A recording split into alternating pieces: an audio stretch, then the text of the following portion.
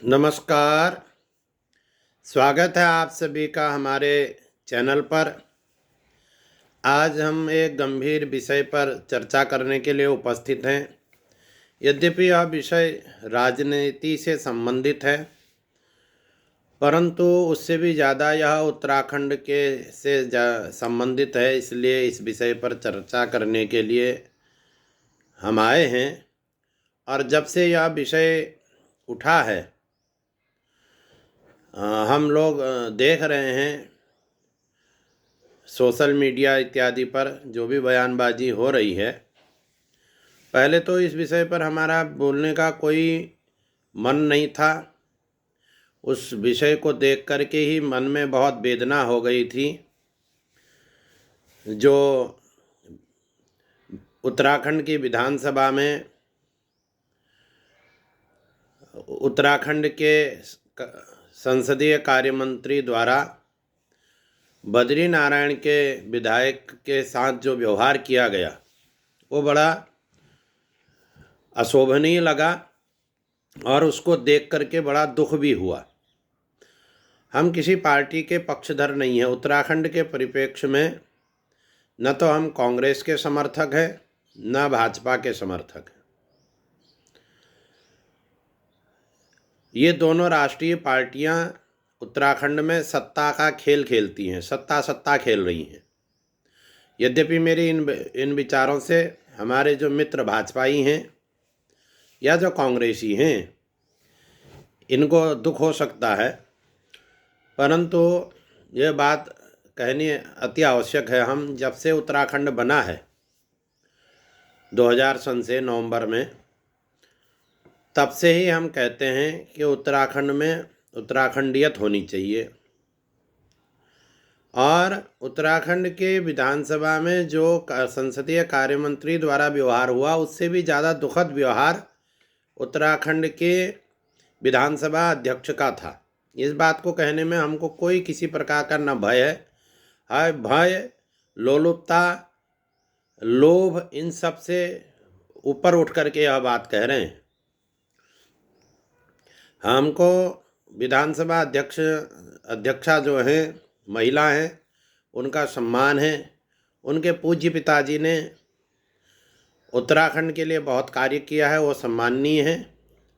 देश के लिए भी उन्होंने बहुत कार्य किया, वो भी सम्माननीय है।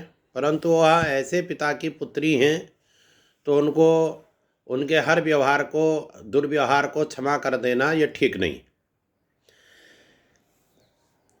उनका, कुछ लोग कहते हैं उनका इस्तीफा होना चाहिए, दोनों का इस्तीफा होना चाहिए, मंत्री का भी, विधानसभा अध्यक्ष का भी। ये विषय राजनीतिक लोगों का है। वो किसी का इस्तीफा मांगे या किसी को मंत्री बनाए, ये कार्य हमारा नहीं है।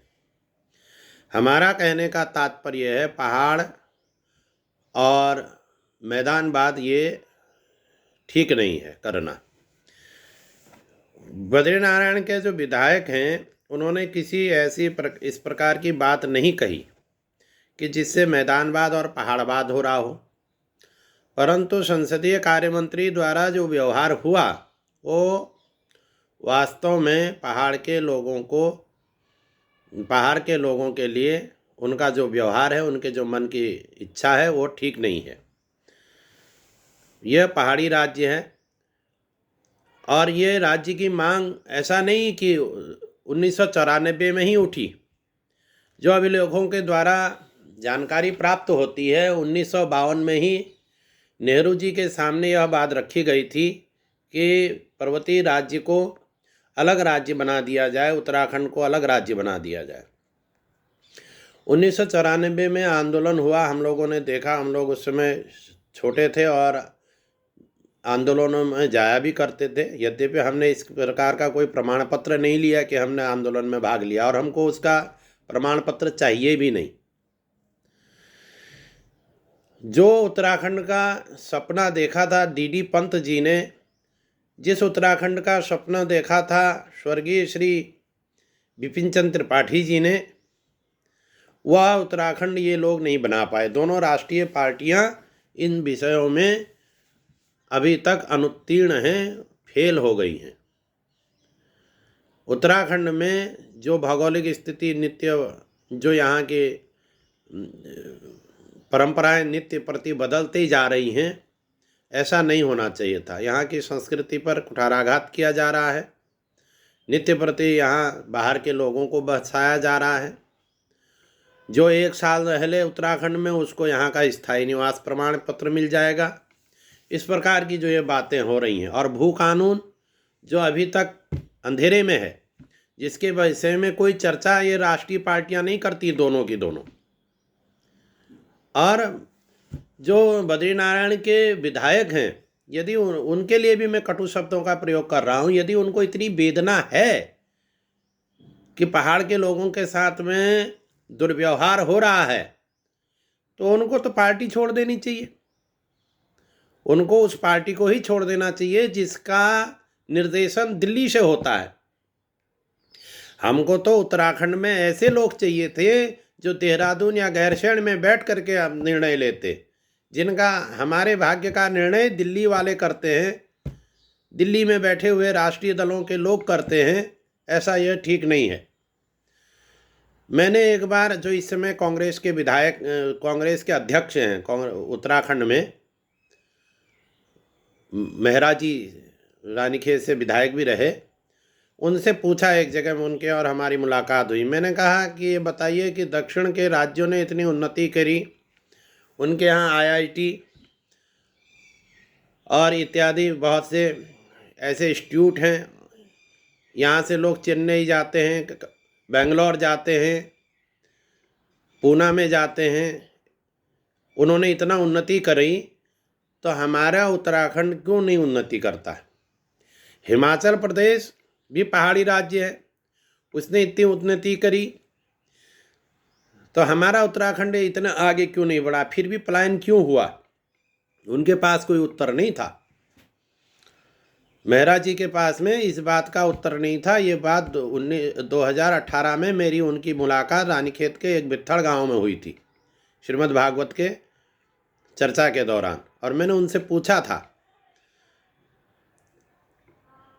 मैंने कई नेताओं से पूछा, नाम नहीं लूँगा अभी, बड़े नेता हैं, उनसे भी इस प्रकार के प्रश्न आज तक हमने कई बार किए हैं, परंतु इन लोगों के पास में किसी प्रकार के उत्तर नहीं है। तो बद्रीनारायण के विधायक को भी सोचना चाहिए कि मैं जिस पार्टी में हूँ, क्या उस पार्टी का कितना त्याग है उत्तराखंड को बनाने के लिए।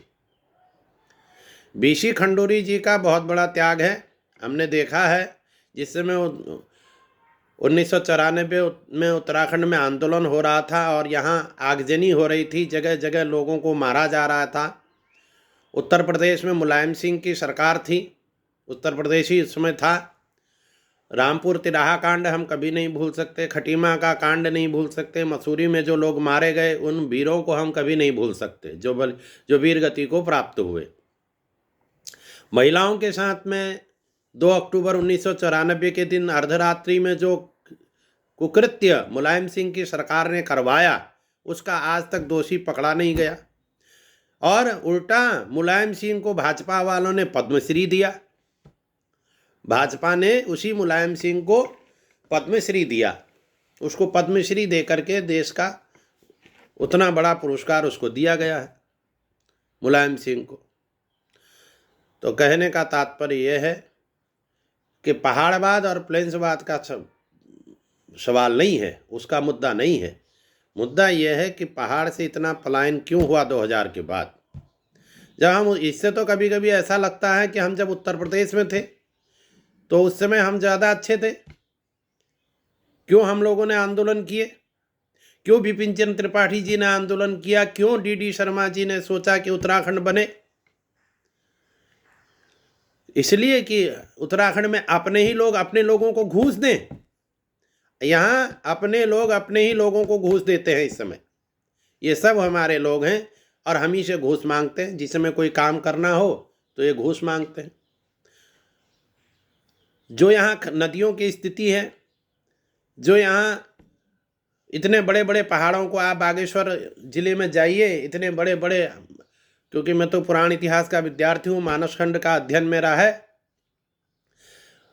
जहाँ इन्होंने खड़िया खोदी है, जिन जिन पहाड़ों में कितने सुंदर सुंदर वहाँ मंदिर थे, हमारे तीर्थ थे, उन तीर्थों को नष्ट करवा दिया गया। उत्तराखंड के बनने के बाद यहाँ लूट मची, और जितने व्यापारी हैं खड़िया के वो सब बाहर के लोग हैं। जितने ठेकेदार यहाँ हैं वो सब बाहर के लोग हैं, और पहाड़ को खोद खोद करके उन्होंने ख़त्म कर दिया है, समाप्ति की ओर है पहाड़। नदियाँ सूख रही हैं। मैंने पिछले साल भी एक नदी का अध्ययन करने के लिए मैं पहाड़ में गया था, और उसका वीडियो मैंने डाला था कि नदियाँ सूख रही हैं। नित्य प्रति हिमालय घट रहा है। क्यों घट रहा है, इस पर विचार करना चाहिए। बड़े बड़े जो प्रोजेक्ट बन गए, बड़े बड़ा पैसा लोगों ने प्रोजेक्ट के नाम पर ले लिया है, तो ऐसा होना नहीं चाहिए। जैसा उत्तराखंड बनना चाहिए था वैसा उत्तराखंड बन नहीं पाया। इसलिए कभी कभी स्वर्गीय श्री नारायण दत्त तिवारी जी बड़े दूरदृष्टा थे। वो किस पार्टी के थे इससे हमको लेना देना नहीं। उन्होंने जो कहा था कि इसको केंद्र शासित बना देना चाहिए, राज्य की अलग से मांग नहीं करनी चाहिए। उस समय तो हमने उनका विरोध किया, मैं भी स्वयं उनका विरोध करता था कि वो उत्तराखंड विरोधी हैं। परंतु आज के परिप्रेक्ष्य में यदि हम सोचें तो नारायण दत्त तिवारी जी ज़्यादा दूरदृष्टा थे। उन्होंने देखा कि ये लोग संभाल नहीं पाएंगे उत्तराखंड को, इसलिए उन्होंने कहा कि उत्तराखंड को केंद्र शासित बना देना चाहिए। हम लोगों ने विरोध किया। हमने सोचा कि तिवारी जी उत्तराखंड राज्य के विरोधी हैं। कांग्रेस पार्टी तो सदा से विरोधी भी रही है एक तरह से देखा जाए तो उत्तराखंड की, और भाजपा वालों ने थोड़ी बहुत साथ दिया। उस समय के जो खंडूरी जी थे, वाजपेयी जी और आडवाणी जी ने उत्तराखंड का बड़ा पक्ष सदन में रखा। इससे में हम भाजपा का गुणगान नहीं गा रहे हैं, परंतु जिन्होंने जो कार्य किया वो हमने देखना चाहिए। हमको याद है काशी सिंह ऐरी जी, जिन्होंने मुलायम सिंह को सरकार में समर्थन दिया था उस समय में उत्तर प्रदेश में। उन्होंने जब उत्तराखंड आंदोलन चला तो अपना समर्थन वापस लिया। लखनऊ से लेकर के डीडी हाट तक वो पैदल गए थे, गाड़ियां बंद थी उस समय में। ऐसे लोगों ने उत्तराखंड बनाया है। आज उन लोगों को भुला करके, उन लोगों को बिल्कुल नगण्य करके ये लोग यहाँ पर सत्ता का खेल खेल रहे हैं दोनों पार्टियाँ। ये ठीक नहीं है। सरकार किसी की भी रहे, हमको इससे कोई लेना देना नहीं। बहुत से लोग समझते हैं कि हम किसी अन्य सरकार को चाहते हैं। हम किसी को नहीं चाहते हैं। आपको जो इच्छा है, बहुमत का युग है, जिसके पास बहुमत होगा वो सत्ता में रहेगा। उसको सत्ता में रहना भी चाहिए बहुमत के अनुसार, क्योंकि भारतीय संविधान यही कहता है। परंतु जो उत्तराखंड की अस्मिता है उसके साथ में किसी प्रकार का कोई खिलवाड़ नहीं होना चाहिए। उत्तराखंड के साथ में भेदभाव नहीं होना चाहिए। उत्तराखंड को उत्तराखंड बनाइए। इसको बहुत से लोग आए शुरू में, हम हल्द्वानी को स्विट्जरलैंड बना देंगे, हम हल्द्वानी को लंदन बना देंगे, ऐसा भी लोगों ने कहा। यहाँ से विधायक वो लोग रहे, नाम नहीं लेंगे उनका। अरे हमने कहा उत्तराखंड को आप उत्तराखंड बना दीजिए, इसको स्विट्जरलैंड मत बनाइए। इसका बड़ा गौरव है उत्तराखंड का। गंगा जमुना यहाँ से गई है। यहाँ के हर कंकड़ कंकड़ में शंकर है, हर नदी की धारा गंगा है। अब ये कोई हम हवा में नहीं बोल रहे हैं। मानसखंड के आधार पर, स्कंद पुराण के मानसखंड के आधार पर हमारा यह मानना है कि यहाँ के हर धारा गंगा की धारा है, भगवती गंगा की धारा है।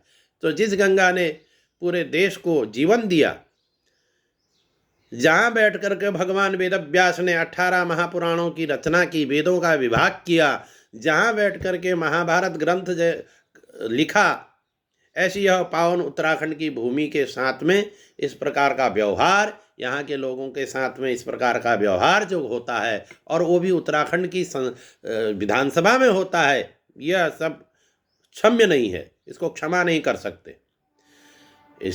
पार्टी किसी का इस्तीफा ले, किसी को बनाए, ये पार्टी का अपना विचार है और विपक्ष का अपना मांग है। हम ना विपक्ष के हैं ना सत्ता के हैं, हम तो उत्तराखंड के हैं। तो इसलिए उत्तराखंड से प्रेम करिए। मेरा सभी उत्तराखंड से के वासियों से अनुरोध है कि उत्तराखंड की अस्मिता रहनी चाहिए। आज यहाँ इतने लोग आ गए बाहर के, पता ही नहीं चलता। यहाँ के लोग उनका आधार कार्ड बनाते हैं, उनका स्थायी निवास बनाते हैं, उनको यहाँ के जितने भी सरकारी लाभ हैं वो मिल रहे हैं। किस आधार पर मिल रहे हैं। और जो यहाँ के रहने वाले हैं, जो यहाँ के वास्तविक निवासी हैं, वो बेचारे यहाँ के दफ्तरों में, यहाँ के ऑफिसों में घूमते ही रह जाते हैं कागजों के लिए। हमने देखा है ऐसा, मेरे साथ स्वयं ऐसा हुआ। मेरा राशन कार्ड से नाम हटा करके किसी अन्य को एक राशन कार्ड में डाल दिया, और जब मैंने उसका जांच करवाई तो खाद्य आपूर्ति विभाग ने बड़ी मुश्किल से 1 वर्ष मुझे लगा है इस बात को ठीक करने में।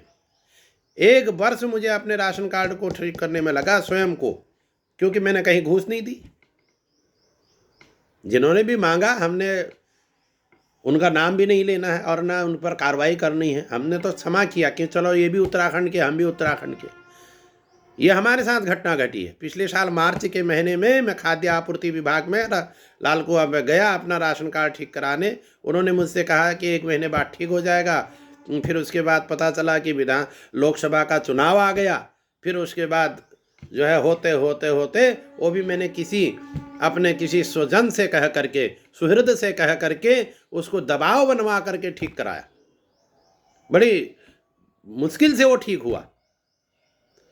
उसके बाद हमारा आयुष्मान कार्ड बन पाया। तो जो कहने का तात्पर्य ये है कि अपने ही प्रदेश में, जिस प्रदेश के लिए हम लोगों ने लड़ाई लड़ी, हमारे लोगों ने लड़ाई लड़ी, हमारे लोग वीरगति को प्राप्त हुए, उसी प्रदेश में ऐसी स्थिति है। उस प्रदेश में ऐसी स्थिति है। इतना पलायन हुआ, किसी ने कोई कार्य पहाड़ के नहीं किया है अभी तक। जो यूनिवर्सिटियां शहरों में बनाई गई, वो यूनिवर्सिटियों को पहाड़ों में बनाते आप। उससे पहाड़ में एक नगर विकसित होता, एक जगह विकसित होती। नई नई यूनिवर्सिटियां बनाई और सब शहरों में बना रखी। उन यूनिवर्सिटियों का नाम भी हम नहीं लेना चाहते। जो लूट यहाँ मची है, ये ठीक नहीं है। मैं कोई राजनीतिक व्यक्ति नहीं हूँ और न तो मैं धर्मगुरु हूँ। हम तो एक विद्यार्थी हैं, और विद्यार्थी के आधार पर जो हमारा अध्ययन है 1994 से लेकर आज तक, आज की तारीख तक, वो हम बता रहे हैं। इन राष्ट्रीय पार्टियों ने जो भी लूट यहाँ मचाई है, दोनों पार्टियों ने, ये ठीक नहीं किया। तो अभी भी ये लूट मचा रहे हैं। बद्री नारायण के विधायक को मैं यही कहना चाहता हूँ, यदि आपको इतना कष्ट है अपनी पार्टी से, पहले पार्टी से आप छोड़िए। पहले आप स्वयं कांग्रेस पार्टी से त्याग करिए, उसका कांग्रेस पार्टी को तिलांजलि दीजिए, और तब उसके बाद पहाड़ की बात करिए। केवल राजनीति करने के लिए पहाड़ की बात करनी है तो वो समझ में नहीं आती है। चाहे वह संसदीय कार्य मंत्री जी हों या बद्रीनारायण क्षेत्र के विधायक हों, ये दोनों ही राजनीति खेल रहे हैं, सत्ता खेल रहे हैं। इनको पहाड़ से लेना देना किसी को कुछ नहीं है। ये तो अभी यहाँ पता नहीं चलता, आज नेता भाजपा के खिलाफ बोलता है, कल को पता चला वो भाजपा में शामिल है। आज जो कांग्रेस के विरुद्ध बोलता है, पता चला वो कल को कांग्रेस का दामन थाम ले। कोई किसी का भरोसा थोड़ी है। कोई विचारधारा की राजनीति तो हो नहीं रही। अब तो अपने स्वार्थ की राजधानी हो रही है, अपने स्वार्थ की राजनीति हो रही है। केवल स्वार्थ के लिए राजनीति करना ये ठीक नहीं है। मेरा आपसे अनुरोध है सभी उत्तराखंड वासियों से, उत्तराखंड को उत्तराखंड बनाइए। जो यहाँ के मूल निवासी हैं, जो यहाँ वर्षों से रह रहे हैं, उनका ध्यान रखिए। ये होड़ मत मचाइए। ग्राम प्रधान भी ऐसी होड़ मचाते, मैंने ग्राम प्रधानों को भी देखा। मैं हर चुनाव को अध्ययन करता हूँ कि ग्राम पंचायत से लेकर के लोकसभा तक के चुनाव का मेरा अध्ययन है। मैं कोई अपना प्रचार प्रसार करने के लिए बात कह रहा हूँ, ऐसी बात नहीं है। तो मैंने ग्राम प्रधानों को भी देखा, वो बाहर के आए हुए लोगों को जिस प्रकार से यहाँ आधार कार्ड बना देते हैं, उनकी वोटर आईडी बना देते हैं, अपने जीतने के लिए उनको यहाँ सह देते हैं, और फिर यहाँ जो कांड हो रहे हैं, जो यहाँ की अशांति भंग हो रही है, वो फिर आप सबके सामने यहाँ पर है ही है। तो उत्तराखंड को उत्तराखंड बनाइए। थोड़ी लंबा हो गया वीडियो, आजकल लोग इतना लंबा वीडियो देखते भी नहीं हैं, फिर भी आप लोग इसको खूब देखिए, खूब इसका प्रसार करिए। बहुत वेदना है, बहुत अभी कहने के लिए मन में उद्गार हैं, परंतु उनको कहने से कोई लाभ नहीं। फिर भी मेरी सरकार से भी मांग है कि आप जो है उत्तराखंड को उत्तराखंड बनाइए। सभी उत्तराखंड वासियों को उत्तराखंड बनाने के लिए कार्य करना चाहिए। इसको स्विट्जरलैंड, लंदन, अमेरिका नहीं बनाना है। इसको उत्तराखंड बनाना है, केवल उत्तराखंड। बस यही मेरी प्रार्थना है। नमस्कार। जय उत्तराखंड, जय भारत।